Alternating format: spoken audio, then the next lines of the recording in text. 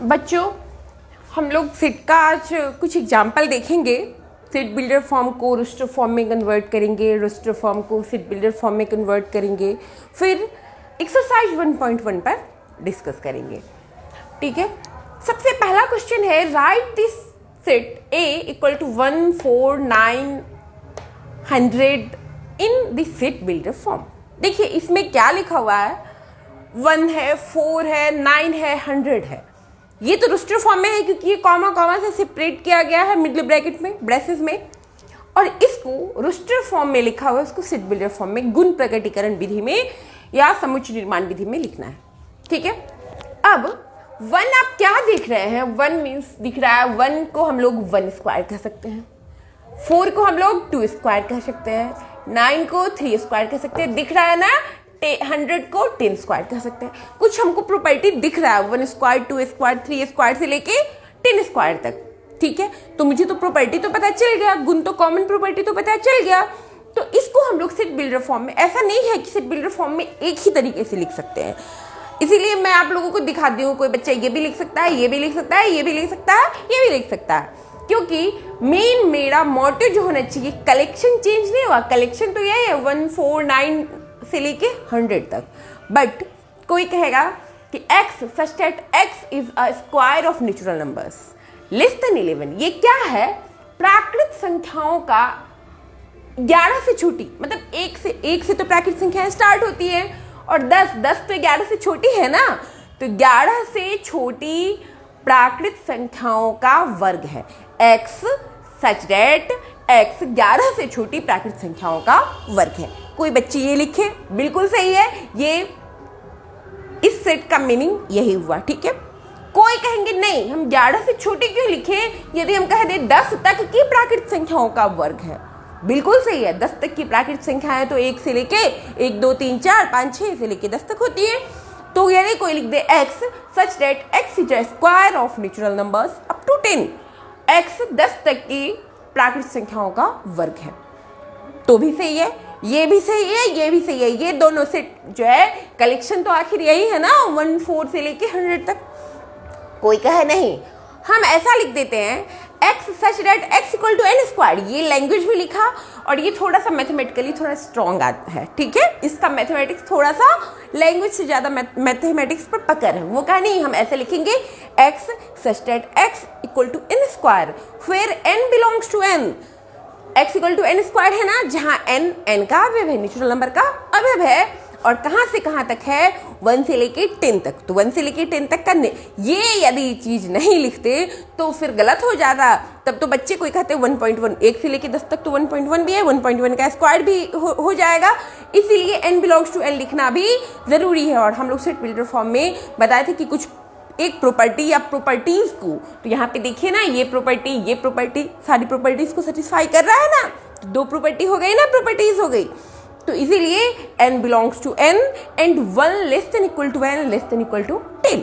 ठीक है, तो 1 से लेके 10 तक की प्राकृत संख्याएं जो हैं वहां का उन प्राकृत संख्याओं का वर्ग, तो आखिर यही है। कोई लिखे नहीं, मैं ऐसा नहीं लिखूंगी, मैं लिखूंगी x such that x equal to n square where n belongs to n and 1 less than equal to, less than जैसे ही ये इक्वलिटी साइन हो गया मीन्स 1 को हमको लेना है, लेकिन लेस देन 11, यहाँ लेस देन इक्वल टू 10 था मीन्स 10 को भी लेना है। यहाँ पे लेस देन 11 इसका मतलब 11 से छोटी मीन्स 1 से लेके 10 तक का, तो फिर वही हो गया 1 स्क्वायर, 2 स्क्वायर, 3 स्क्वायर से लेके 10 स्क्वायर। किसी की मर्जी होगी नहीं, ऐसा मत लिखिए, 0 लिख दीजिए, लेकिन इसको हटा दीजिए तो भी वही चीज हो गया। समझ रहे हैं ना बच्चों? तो इसीलिए इस तरीके से हम लोग सेट को सेट बिल्डर फॉर्म में जो लिख रहे हैं, तो एक ही आंसर नहीं होगा। कोई बच्चे, बस मेरा मेन मोटो होना चाहिए कि ऐसा चीज हम लिखे कि इन सभी का कलेक्शन आखिर फाइनली यही हो, सेम कलेक्शन। ठीक है, इसमें डिफिनेशंस अलग अलग होंगे, बट इसके कलेक्शन जो है, इनका मीनिंग जो है वही होगा, यही आंसर हमारा यही आएगा। ठीक है, अब हम लोग इसी तरीके से यदि सेट बिल्डर फॉर्म में ये लिखा रहा है a equal to X such that x is a square of natural numbers less than 11, मतलब x ताकि सच दैट x जो है 11 से छोटी प्राकृतिक संख्याओं का वर्ग है, तो हम लोग उसको क्या लिखते, डायरेक्ट 11 से छोटी प्राकृतिक संख्याओं का वर्ग है, तो इसको यदि ये क्वेश्चन रहता सेट बिल्डर फॉर्म में तो रोस्टर फॉर्म में लिखते 11 से छोटी प्राकृतिक संख्या एक है ना, 1 स्क्वायर मतलब 1, 2 स्क्वायर मतलब 4, 3 स्क्वायर मतलब 9 से लेके 11 से छोटी मीन्स 10 स्क्वायर बराबर 11, 100, 10 स्क्वायर इक्वल टू 100।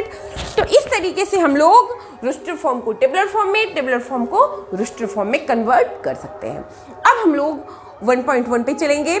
बच्चों अब जितना पढ़ लिए हैं आप लोग खुद आंसर दे दीजिएगा, बहुत इजी है, कॉन्सेप्ट तो आप जान चुके हैं, लेकिन फिर भी मैं पहले आप लोगों को, पता नहीं बुक तो एनसीईआरटी बुक मैं देख रही हूँ, आपको पहले बुक का क्वेश्चंस देख लीजिए, ठीक है। मैं क्वेश्चन बोलती रहूँगी और उसके बाद आप लोग आंसर समझते रहिएगा। आप लोग नोट कर सकते हैं, यदि आपके पास बुक नहीं है तो आप लोग नोट कर सकते हैं, ठीक है बच्चों। उसके बाद मैं लगातार सारे क्वेश्चंस को बोल रही हूँ, ठीक, आप पॉज करके नोट कर सकते हैं।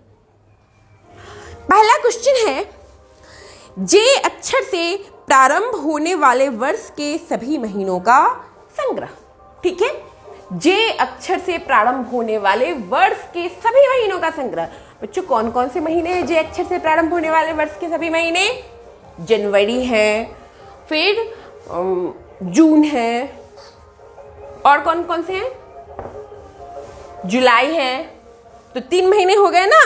तो आप लिखिएगा जे अक्षर से प्रारंभ होने वाले वर्ष के सभी महीनों का संग्रह बराबर, पहले वो लिख लीजिएगा, उसके बाद वही जनवरी, जून, जुलाई, ये सब लिख लीजिएगा।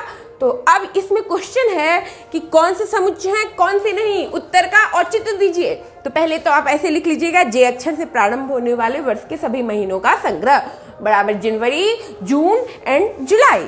तो चूंकि सेट का डिफिनीशन क्या है, सेट वस्तुओं का सुनिश्चित संग्रह है, तो चूंकि इसके अवयव जो है ये सुनिश्चित है, डिफिनिट है, इसीलिए ये जो है सेट है। पर्सन टू पर्सन तो वेरी नहीं कर रहा है, किसी से भी पूछिएगा तो जनवरी, जून और जुलाई ही बोलेंगे। तो आप लिखिएगा चूंकि इसके अवयव सुनिश्चित है इसीलिए यह एक सेट है, समुच्चय। नेक्स्ट, भारत के 10 सबसे प्रतिभाशाली लेखकों का संग्रह। बच्चों कल हम लोग बताए थे कि 10 सबसे प्रतिभाशाली लेखकों का संग्रह समुच्चय नहीं है, क्योंकि इसके निर्णय करने का मापदंड पर्सन टू पर्सन वेरी करता है। तो आप यही लिखिएगा, भारत के 10 सबसे अधिक प्रतिभाशाली लेखकों का संग्रह समुच्चय नहीं है, क्योंकि इसका कोई निश्चित मापदंड नहीं है, इसके निर्णय करने का और पर्सन टू पर्सन ये वेरी करता है, ठीक है।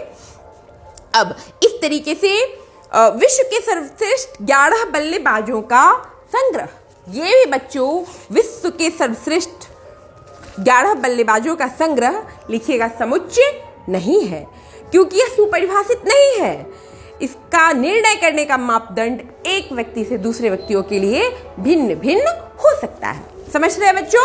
इस तरीके। अच्छा बच्चों, यदि क्वेश्चन पूछे आपकी कक्षा के सभी बालकों का संग्रह, अब देखिए आपकी कक्षा के सभी बालकों का संग्रह, ये अभी आप लोग ऑनलाइन क्लास कर रहे हैं। वैसे मैं स्कूल में पढ़ाऊं तो वैसे एनसीईआरटी बुक पब्लिश इसलिए किया है, यही कंसीडर करते हुए कि स्कूल में पढ़ाई हो रही है, तब तो आपके कक्षा के सभी बालक सेम होंगे। आपसे पूछे रोल नंबर 1 से वो भी वही बच्चे बताएंगे, रोल नंबर 2 से पूछे तो भी वही बच्चे बताएंगे। लेकिन बच्चे आप लोग अभी ऑनलाइन पढ़ाई कर रहे हैं, उस समय तो चूंकि अवयव सुनिश्चित होंगे, आपके स्कूल के आपके कक्षा के बच्चे तो वही रहेंगे, रोल नंबर 1 to 70।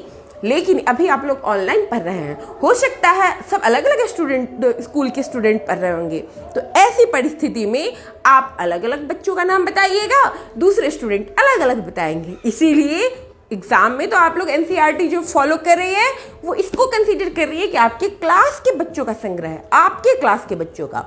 बट अभी जो ऑनलाइन के सेंस में अभी आप लोग सोचिएगा तो सोचिए सारे बच्चे अलग अलग लिखेंगे, सारे बच्चों के अलग अलग स्कूल्स हैं तो उनके क्लास के अलग अलग बच्चे हैं, तो ऐसी परिस्थिति में ये पर्सन टू पर्सन वेरी करेगा, इसीलिए ये सेट नहीं होगा। ठीक है बच्चों, लेकिन आपको बार बार कह रही हूँ एनसीईआरटी जो कह रहा है वही आपको करना होगा, क्योंकि वो तो आपको कंसीडर कर रहा है क्लास के, आपके अपने स्कूल के, अपने क्लास के, किसी खास स्कूल के क्लास के बारे में कंसीडर कर रहा है, इसलिए वो उनके अवयव सुनिश्चित है, वेल डिफाइंड है, इसीलिए वो सेट है। ठीक है, और इस तरीके से 1.1 का पहला चैप्टर क्वेश्चन आप लोग बना लीजिएगा।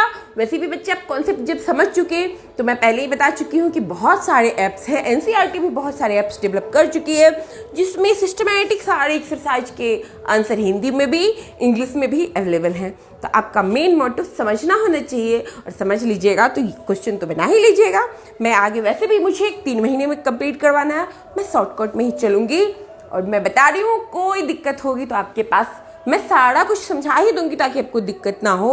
और फिर भी दिक्कत होगी तो आप मुझे यूट्यूब पे पूछ सकते हैं।